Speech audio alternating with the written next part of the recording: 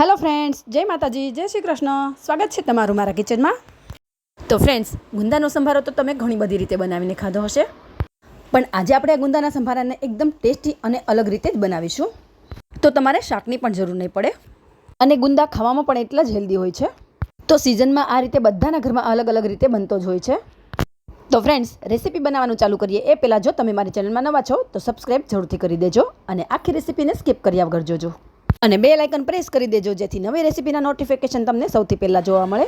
તો ગુંદાનો સંભારો બનાવવા માટે અહીં અમે વજનમાં 100 ગ્રામ જેટલા આ રીતના ગુંદા લઈ લીધા છે। હવે આપણે ગુંદાને આ રીતે ડાળખીમાંથી અલગ કરી લેશું અને ત્યાર પછી ચપ્પુની મદદથી આપણે બે ભાગ કરીને તેમાંથી ઠળિયાનો ભાગ કાઢી લઈશું અને ઠળિયાનો ભાગ અલગ કરવા માટે ચપ્પુને આ રીતે થોડું મીઠાવાળું કરી લેવાનું। એનાથી શું થશે કે ગુંદામાં ચીકાશ પણ થોડી ઓછી થઈ જશે અને ઠળિયો ઇઝીલી અલગ થઈ જશે। आ ज रीते आपणे बधा गुंदाने रेडी करी लेशुं।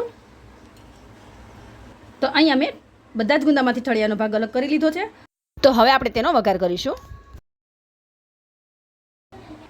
तो अहीं अमे एक वासण लई लीधुं छे, तेमां आपणे 2 થી 3 चमची जेटલું तेल एड करीशुं। तो हवे तेल गरम थई गयुं छे तो अर्धी चमची जेटली राई एड करीशुं अने 1 टीस्पून जेटली हींग एड करीशुं अने 1 टीस्पून जेटली हळदर एड करीने गुंदाने एड करी देशुं। અને હવે મીડિયમ ટુ હાઈ ગેસની ફ્લેમ પર 1 થી 2 મિનિટ માટે તેને કૂક કરી લેશું। ફ્રેન્ડ્સ, ગુંદાને કૂક થવામાં બિલકુલ સમય નથી લાગતો। 4 થી 5 જ મિનિટમાં આપણો સંભારો બનીને રેડી થઈ જશે અને આ રીતે 1 થી 2 મિનિટ માટે તેલમાં કૂક કરવાથી તેની બધી જ ચીકાશ બળી જાય છે। 1 મિનિટ જેવું થઈ ગયું છે તો હવે તેમાં કટ કરેલા લીલા 2 મરચાં એડ કરી દેશું। તીખું તમારા ટેસ્ટ અકોર્ડિંગ લઈ શકો છો અને 1 ટીસ્પૂન જેટલી આદુ મરચાંની પેસ્ટ એડ કરીશું અને ફરીથી તેને 1 મિનિટ માટે થવા દેશું। તો 3 થી 4 મિનિટ જેવું થઈ ગયું છે। तो हवे तेमां 2 चमची जेटली आ रीतनी स्लाइस में कट करेली केरी एड करी देशुं अने 2 चमची जेटलुं खमणेलुं गाजर एड करी देशुं। हवे एकदम सारी रीते मिक्स करी लेशुं। फ्रेंड्स, शुं तमे आ रीते क्यारे गुंदानो संभारो बनाव्यो छे अने ना बनाव्यो होय तो मारी आ टिक फॉलो करी एकवार जरूरथी ट्राय करजो, पछी तमे पण आ ज रीते बनाववानुं पसंद करशो, एटलो टेस्टी बने छे। हवे अर्धी चमची जेटलुं मीठुं एड करीशुं अने फरीथी 1 થી 2 मिनिट माटे तेने थवा देशुं અને ગેસની ફ્લેમ આપણે એકદમ મીડિયમ રાખીશું। તો 4 થી 5 જ મિનિટમાં આપણો સંભારો બનીને રેડી થઈ ગયો છે। તો હવે તેમાં અડધી ચમચી જેટલું ધાણા જીરું પાવડર એડ કરીશું અને અડધી ચમચી જેટલું લાલ મરચું પાવડર એડ કરીશું અને અહીંયા તમે આ સંભારાને ખાલી મરચાંથી પણ બનાવી શકો છો। હવે મિક્સ કરી લેશું।